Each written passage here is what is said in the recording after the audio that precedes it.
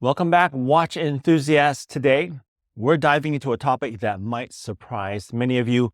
Patek Philippe, often regarded as the pinnacle of high horology, has long been thought as infallible in the world of luxury timepieces.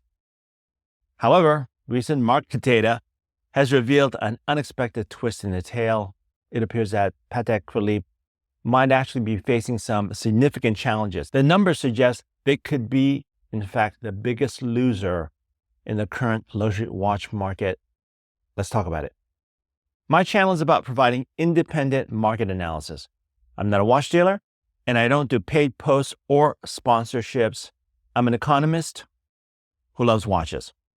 Now, let's take a closer look at some intriguing data. Watch Charts recently released a graphic that paints a fascinating picture of luxury watch value retention. At first glance, it appears that Patek Philippe is still riding high from the pandemic boom. We all know about it, showing an impressive 27.7% value retention. That's impressive in these days. This graph might lead you to believe that Patek is the only brand among the Holy Trinity that's thriving. The data also reveals a stark contrast with Vacheron, which shows a shocking minus 30% value retention. For those of you interested in a deeper analysis of Vacheron's situation, I do encourage you to check out my latest video on the topic. Now, regarding Patek, it's crucial to note that this graphic likely represents data from an extended period, possibly spanning multiple years. While it offers valuable insights, the most recent market data tells a different story, one that spells potential trouble or real trouble for Patek Philippe, long considered, as I said, the king of high horology. They could do no wrong. But now, let's look at the market. The Patek Philippe Market Index, tracking from November 2023 to September 2024, paints a more sobering picture. We're witnessing a significant downturn trend that few could have predicted for this titan of watchmaking. Starting from a high in November at around 228,000, the index has experienced a steady decline. By August 2024, it had dropped to its lowest point just above the 202,000 mark. That's a substantial decrease of approximately 26,000 in only 10 months. While there's a slight uptick in September, it's still too early to call this a recovery. The overall trend remains concerning for Patek Philippe enthusiasts and investors alike. Patek Philippe, long considered a safe haven in the world of luxury timepieces, has suffered serious losses in the secondary market over a short period of time. This chart provides a striking visualization of Patek Philippe's current market situation, further emphasizing the downturn we've been discussing. Let's break down what it's showing us. The pie chart analyzes 83 Patek models, comparing their market prices to retail prices. The results are eye-opening. 52 models, representing 63% of the analyzed watches, now have a market price lower than their retail price. This is a significant majority of the models examined. You can see that.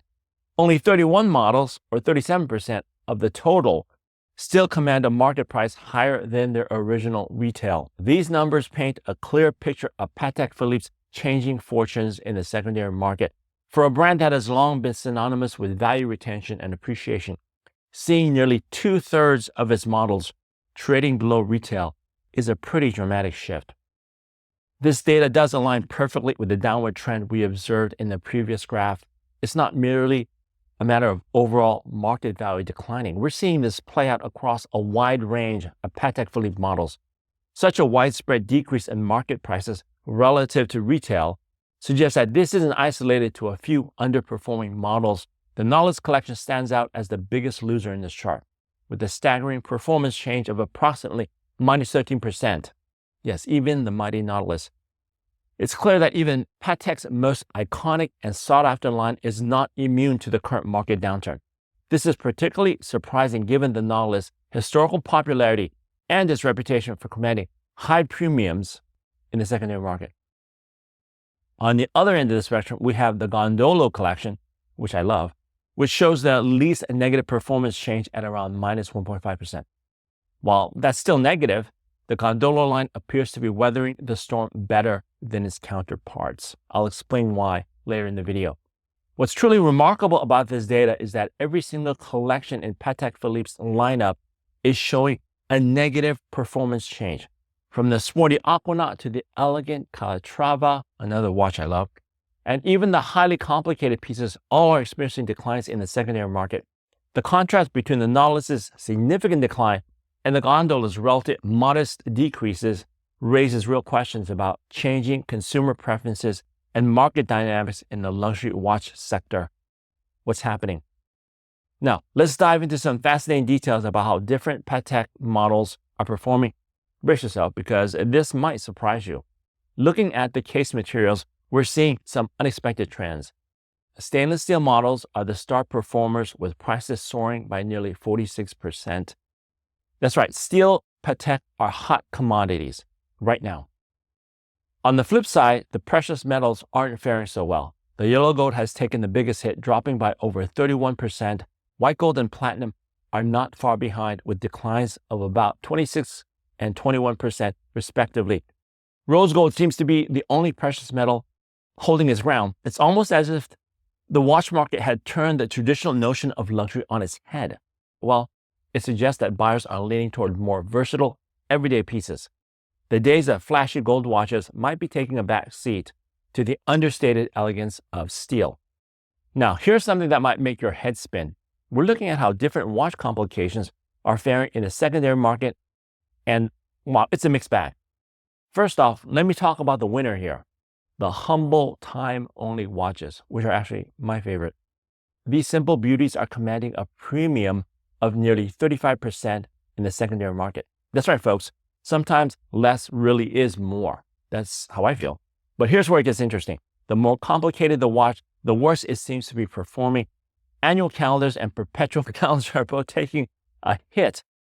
With premiums dropping into negative territory, we're talking about losses around 20 to 25%. Chronographs and travel time or world time complications are just barely hanging on to positive territory. And celestial complications, they're barely breaking even. But here's the real shocker. The catch-all category of other complications is seeing a decline of about 10%. It seems the market is saying, keep it simple, Patek. Now, if this sounds familiar to some of you eagle-eyed watch enthusiasts out there, you're not wrong. We saw a similar trend in my Vacheron video. It looks like the market is punishing complexity across the board, not only for one brand. Now, what does this mean for the world of high horology? Are we seeing a shift away from the intricate masterpieces that these brands are known for, or is this just a temporary blip in the ever-changing world of luxury watches? All right, folks, buckle up, because we're about to look at the biggest losers in the Patek Philippe lineup. And let me tell you, these numbers are not for the faint of heart. I hope you don't own these. Topping our list of underperformers is the Calatrava Pilot Time Travel Alarm Reference 5520P. Now, this isn't any watch. It's a platinum piece with a retail price of $283,000. But here's the kicker. It's currently trading on the secondary market for just $151,000. That's a jaw-dropping 47% drop. Imagine losing over $130,000 in value. Wow. Coming in at a close second, we have the annual calendar reference 5396G. This white gold beauty retailed for $64,000, but now you can snag one for $36,000. That's a 44% nosedive, folks. Rounding out our top three in the Grand Complications Perpetual Calendar reference 7140G, another white gold masterpiece. It originally sold for $109,000. Today, it's trading hands for $61,000. Another 44% plummet. Now, what do these watches have in common? They're all complicated pieces in precious metal. It makes sense. Exactly what we saw struggling in our previous charts. It seems the market is speaking loud and clear. Complexity and precious metals are out.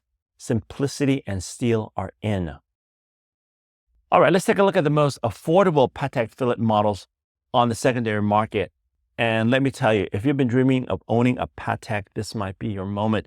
Leading the pack in affordability, we have the Calatrava reference 7200R. This rose gold beauty originally retailed for $33,000, but now you can snag one for just $21,000. That's a whopping 36% discount, folks.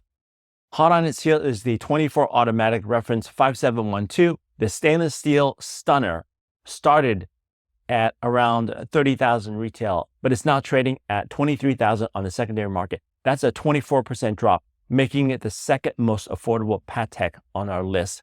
Now, I know what you're thinking. Affordable and Patek Philippe aren't words we often hear in the same sentence, but in today's market, these prices are about as good as it gets for a piece of horological history. Now, folks, just when you thought the Patek Philippe market was all doom and gloom, we've got some serious bright spots to share.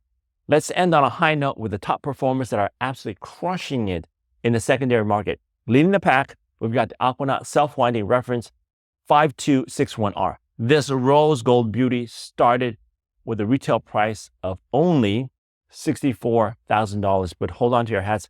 It's now commanding a staggering $138,000 on the secondary market. That's a mind-blowing 117% increase. Hot on its heels is the legendary Nautilus reference 5712. This rose gold icon began life at $86,000 thereabout, but it's now changing hands for an eye-watering $184,000. We're talking about a 114% premium here, folks. Rounding out our top three is the Aquanaut chronograph reference 5968A, starting at a retail price of $56,000. The stainless steel stunner is now fetching $114,000 in the market. That's a cool 104% increase. What do these winners have in common? They're all part of Patek's sportier, more casual collections.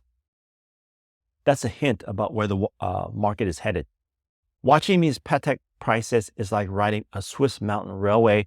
Lots of up and downs, but the views are always spectacular. And hey, if your Grail Patek is suddenly trading below retail, look on the bright side. Your significant other might finally stop rolling their eyes at your watch obsession. Remember, in the world of luxury watches, today's market dip is tomorrow's I told you so moment. So keep your loupe handy and your credit card, well, maybe keep that in a safe place for now.